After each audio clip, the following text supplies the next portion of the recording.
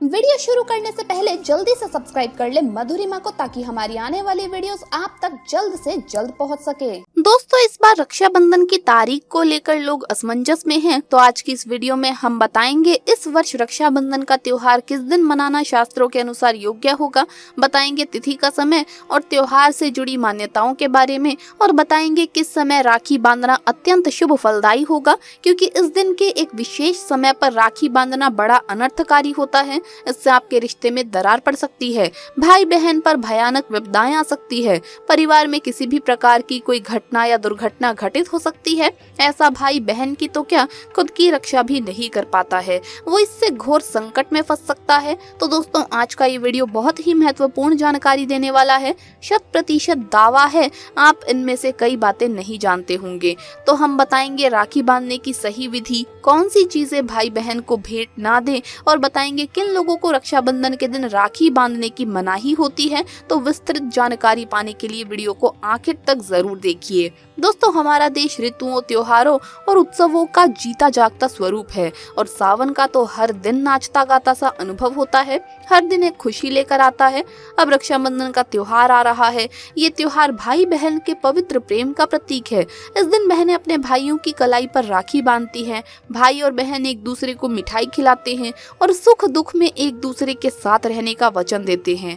बहनें अपने भाई की लंबी आयु की कामना करती हैं। दोस्तों, इस बार श्रावणी पूर्णिमा तिथि 2 दिन रहेगी, 11 अगस्त को और 12 अगस्त को। यानी 11 अगस्त को पूर्णिमा मध्याह्न व्यापिनी होगी, चंद्रोदय व्यापिनी होगी, क्योंकि पूर्णिमा तिथि का आरंभ 11 अगस्त दिन गुरुवार को सुबह 10:38 पर होगा और 12 अगस्त दिन शुक्रवार को सुबह 7:05 पर तिथि का समापन होगा। इस बार रक्षाबंधन का महापर्व 11 अगस्त दिन गुरुवार को मनाया जाएगा। क्या है इस त्योहार का महत्व?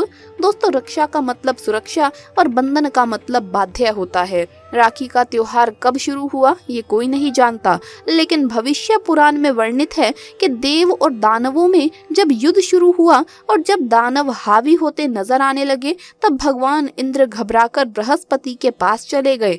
वहां बैठी इंद्र की पत्नी इंद्राणी सब सुन रही थी। उन्होंने रेशम का धागा मंत्रों की शक्ति से पवित्र करके उनके हाथ पर बांध दिया। संयोग से वो श्रवण पूर्णिमा का दिन था। सबका दृढ़ विश्वास हुआ कि इंद्र उस लड़ाई में उसी धागे की मंत्र शक्ति से विजयी हुए थे। उसी दिन से श्रवण पूर्णिमा के दिन ये धागा बांधने की प्रथा चली आ रही है।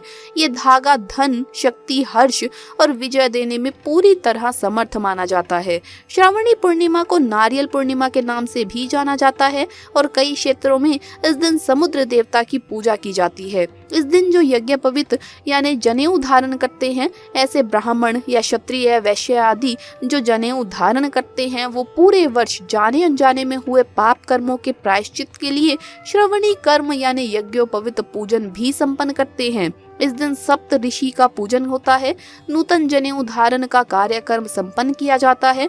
इस पूर्णिमा तिथि के दौरान ही रक्षाबंधन का कार्य संपन्न किया जाता है, लेकिन इस दिन का पूरा समय इस कार्य के लिए शुभ नहीं होता। शास्त्रों में बताया गया है कि भद्रा में कई कार्यों को निषिद्ध माना गया है, जैसे मुंडन संस्कार, गुरुहारम, विवाह संस्कार, गृह प्रवेश, रक्षाबंधन, शुभ यात्रा, नया व्यवसाय आरंभ करना और सभी प्रकार के मंगल कार्य भद्रा में वर्जित माने गए हैं। इसीलिए भद्रा काल के दौरान किसी भी बहन को अपने भाई की कलाई पर राखी नहीं बांधनी चाहिए। भद्रा काल में राखी बांधना अत्यंत अशुभकारी माना गया है। इससे भाई या बहन के जीवन पर कोई संकट आ सकता है, कोई विपत्ति आ सकती है। भद्रा का समय कब होगा हम आपको बताएंगे। सभी बहनें इस समय को नोट करके रखें और इसे ध्यान में रखकर भद्रा के समय में राखी बिल्कुल ना बांधे। दोस्तों, इस बार 11 अगस्त को जैसे ही पूर्णिमा आरंभ होगी, उसी समय से भद्रा काल भी लग जाएगा, जो कि रात 8:52 तक रहेगा। तो गुरुवार की रात इस समय के बाद राखी बांधने का शुभ मुहूर्त आरंभ हो जाएगा, जो कि देर रात तक चलेगा। तो रक्षाबंधन के पूरे दिन आपको राखी नहीं बांधनी है। किसी भी परिस्थिति में किसी भी कारणवश आपको पूरे दिन में कभी भी राखी नहीं बांधनी है।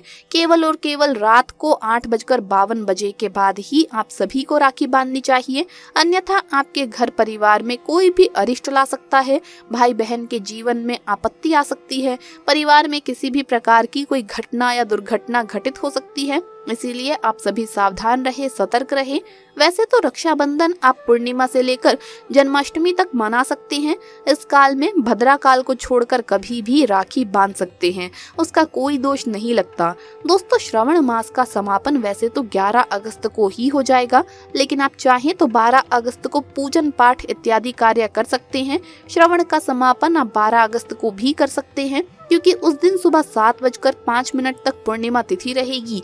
लेकिन सबसे अधिक पूर्णिमा तिथि 11 अगस्त को रहेगी। तो आप यदि स्नान दान की पूर्णिमा मनाना चाहते हैं तो आप 12 अगस्त को भी मना सकते हैं, लेकिन पूर्णिमा के दिन अगर आप व्रत करते हैं तो 11 अगस्त को करें। रक्षाबंधन के दिन भाई बहन अगर व्रत रखते हैं तो वो भी 11 अगस्त को रखें।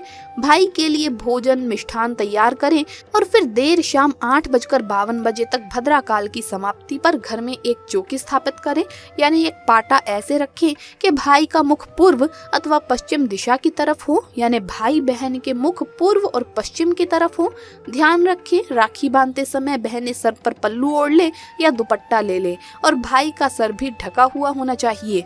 पुराने जमाने में भाई जब राखी बंधवाते थे तब सर के ऊपर टोपी धारण करते थे। अब टोपी ना हो तो आप सर के ऊपर रुमाल रख सकते हैं, कुछ ना हो तो अपना हाथ भी सर के ऊपर रख सकते हैं, लेकिन खुले सर से ना तो राखी बंधवानी है और ना ही राखी बांधनी है। राखी बांधने के लिए बहन एक थाली तैयार करे।